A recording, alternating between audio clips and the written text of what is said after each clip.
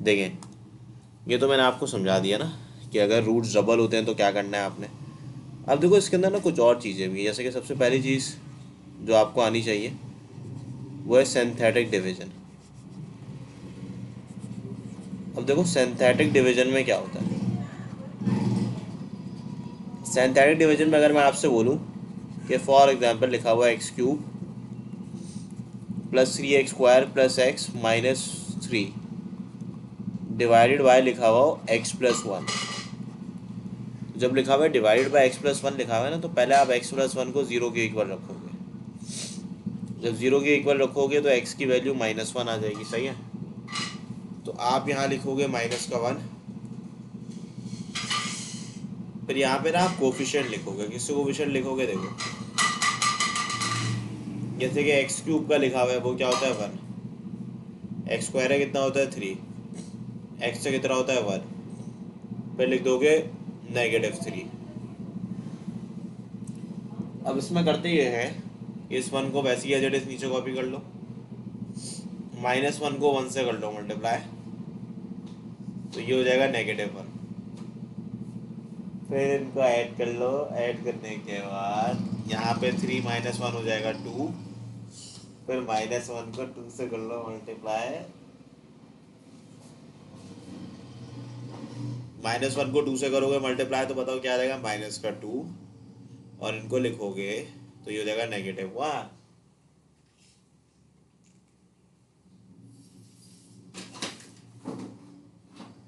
फिर -1 को -1 से करोगे मल्टीप्लाई तो आंसर आएगा 1, तो यहाँ बच जाएगा -2। अब देखो यहाँ पे ये जो चीज़ है ना,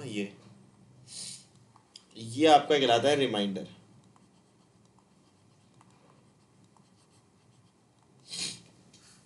क्या करना होता है, देखो 1 को ऐसी कॉपी करना है, मल्टीप्लाई करके लिख दोगे, इनको ऐड कर दोगे, फिर इसको दोबारा -1 से मल्टीप्लाई करोगे, -1 को 2 से -2 आ जाएगा, इनको ऐड कर दोगे, फिर -1 को -1 से मल्टीप्लाई करोगे 1 आ जाएगा, इनको ऐड कर दोगे।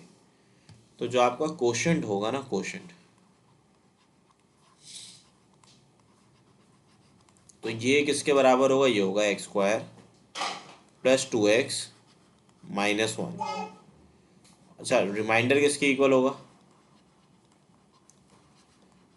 ये बराबर होगा -2 के।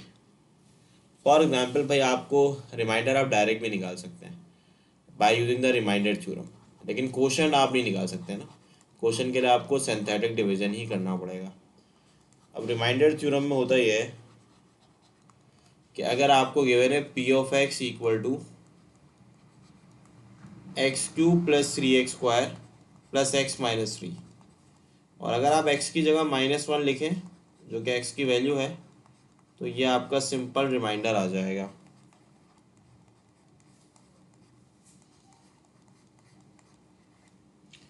तो देखो ये हो जाएगा -1, ये हो जाएगा 3, और ये हो जाएगा -4। तो अगर मैं इसको सॉल्व करूं तो ये -2 आ जाएगा। देखो रिमाइंडर सेम ही आ रहा है जो हमने पहले भी कैलकुलेट किया। अब इसी के आगे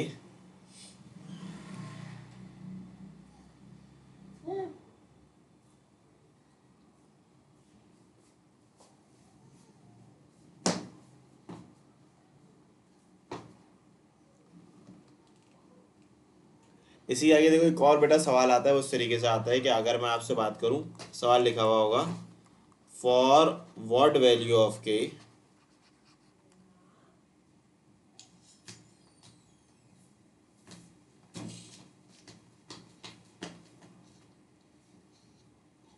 फॉर व्हाट वैल्यू ऑफ के x plus 1 is a factor of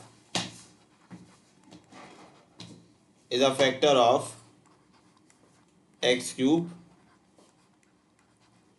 plus 5k plus 3x - 2। ये सवाल है। तो आपने क्या करना होगा, तो सिंपल सा काम करना होगा, वो ये करना होगा कि आप x की जगह लिख दें -1। जब आप x की जगह -1 रखेंगे, यहाँ पे 5k और अगेन x की जगह -1 लिख दोगे। असल में कोई भी चीज़ किसी का फैक्टर होता है ना, उसका रिमाइंडर जीरो होता है। तो अगर आप एक्स की जगह -1 रखेंगे, इसको इक्वल टू जीरो रख दें, क्योंकि -1 रखने में रिमाइंडर आंसर आएगा। तो वो रिमाइंडर क्योंकि फैक्टर है, जैसे कि 6 3 का फैक्टर होता है, तो अगर आप 6 को 3 से करते हैं ना डिवाइड, तो आंसर क्या आता है, जीरो आ जाता है। तो ये हो जाएगा -1, ये हो जाएगा 5 के, और ये हो जाएगा -5। तो 5 के बराबर हो जाएगा 6 के, तो के बराबर आ जाएगा 6/5 के।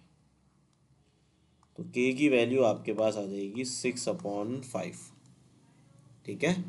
तो ये आपका इस तरीके से रिमाइंडर थ्योरम की मदद से you can calculate remainder as well. और इस तरीके के सवाल पेपर में टेस्ट में पूछे गए हैं। ठीक है स्टूडेंट्स, तो ये काम आप कर सकते हैं बड़ी आसानी से।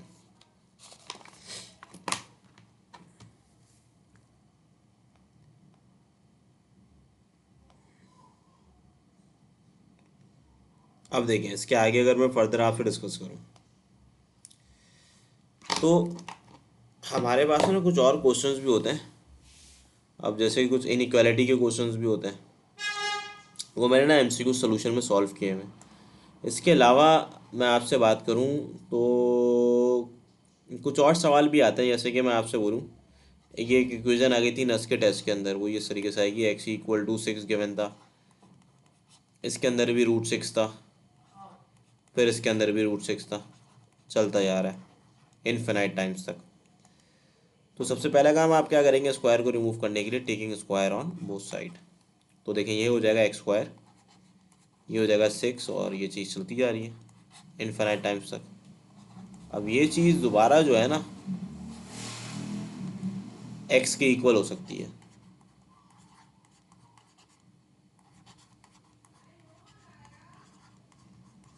तो इसको अगर आप मिडिल टर्म ब्रेक करेंगे,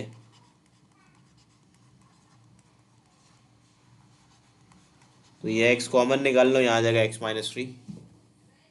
यहाँ से तो 3 × 2 = 6 होता है बेटा, तो यहाँ पे 2 लिख लेता हूँ मैं। यहाँ से 2 कॉमन निकालता हूँ तो x-3 बचेगा। तो यहाँ आ गया x-3, यहाँ आ गया x+2 = 0। एक x का आंसर 3 आ जाएगा और एक x का आंसर -2 आ जाएगा।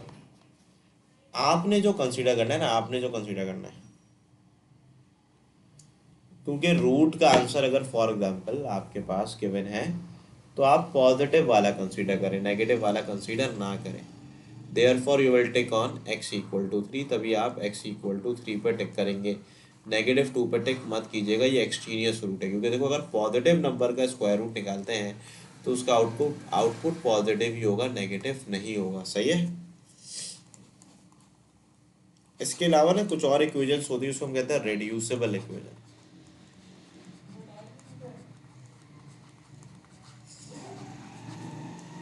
अब रेड्यूसिबल इक्वेशन में पहली इक्वेशन कहलाती है, या रेड्यूसिबल इक्वेशन कहते हैं किसको, वो इक्वेशन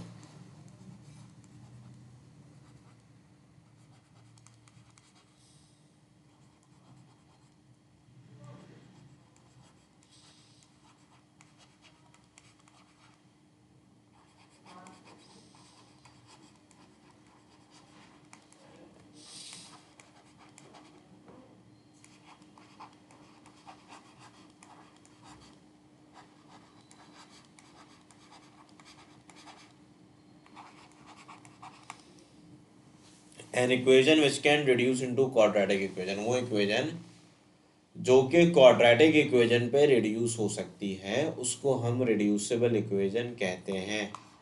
अब रिड्यूसिबल इक्वेशन में पहली टाइप में आपसे डिस्कस करने जा रहा हूँ, वो कहलाती है reciprocal equation.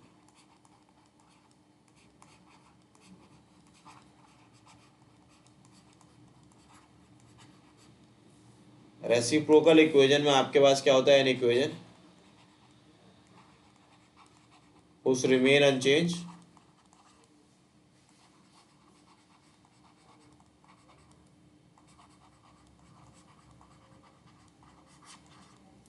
remain unchanged when x replaces with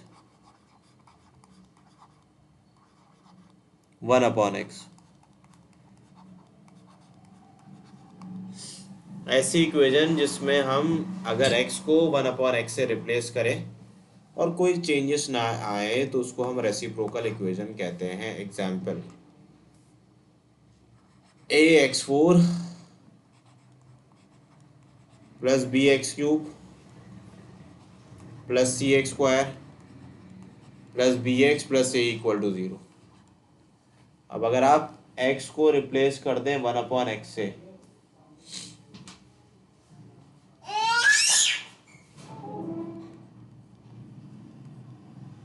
यानी कि आप x की जगह 1/x लिखते हैं फॉर एग्जाम्पल,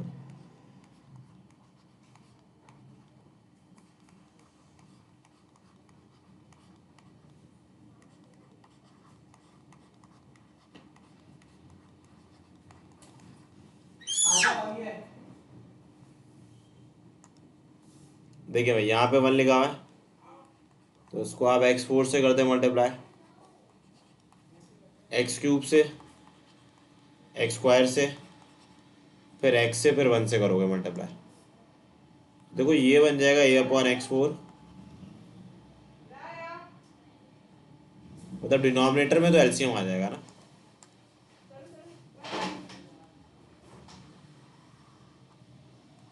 तो यहाँ आ जाएगा x4, यहाँ लिख दोगे bx, ये हो जाएगा cx², ये हो जाएगा bx³ और ये हो जाएगा ax4। तो कोई चेंजेस नहीं आई आफ्टर टेकिंग द एलसीएम। देखो इक्वेशन बिल्कुल वैसी दोबारा वैसी बन गई जो सवाल था आपका।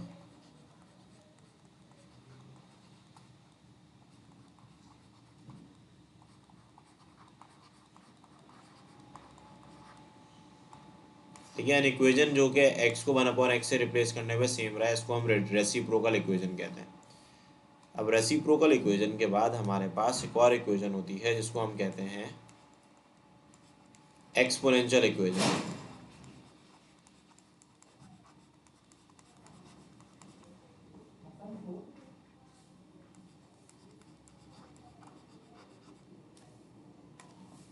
इसमें होता है कांस्टेंट की पावर वेरिएबल, जैसे कि a की पावर x,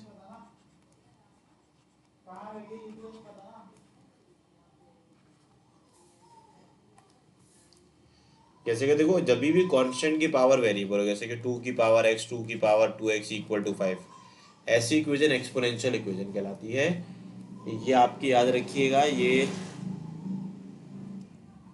भी रेड्यूसिबल इक्वेशन का एक एग्जांपल है। जब भी ना कांस्टेंट यानी कि नंबर की पावर वेरिएबल आ जाए, नंबर की पावर वेरिएबल, तो नंबर की पावर में x लिखा हुआ है, वेरिएबल लिखा हुआ है, तभी इसको हम एक्सपोनेंशियल इक्वेशन कहते हैं। अब एक्सपोनेंशियल इक्वेशन के बाद हमारे पास एक और इक्वेशन होती है, इसको हम कहते हैं रेडिकल इक्वेशन।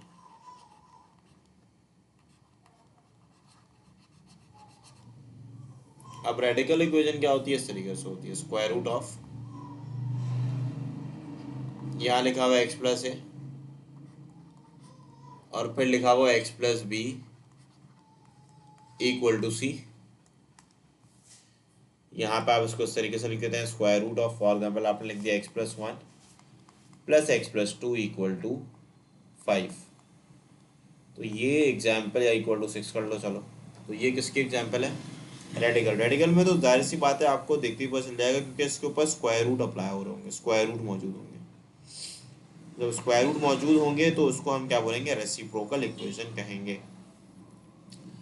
वैसे एक और पॉइंट मुझे आपसे ये क्लियर करना था कि देखो जब भी इस ऐसी इक्वेशन को सॉल्व करते हो ना, वो इक्वेशन जो कि रूट में स्क्वायर लेते हैं, वो एक्स की वैल्यूज जो कि आपकी इक्वेशन को वेरीफाई नहीं करते ना, उस रूट्स को हम क्या कहते हैं, उस रूट्स को हम कहते हैं एक्सट्रीनियस रूट्स। उसको हम क्या कहते हैं, एक्सट्रीनियस रूट्स। ठीक है, उसको आप क्या बोलोगे, एक्सट्रीनियस रूट्स। ठीक है, तो ये हमारा इक्वेशन चैप्टर जो है वो कंप्लीट होता है। इसके एमसीक्यूज जो है आप लोग क्लास में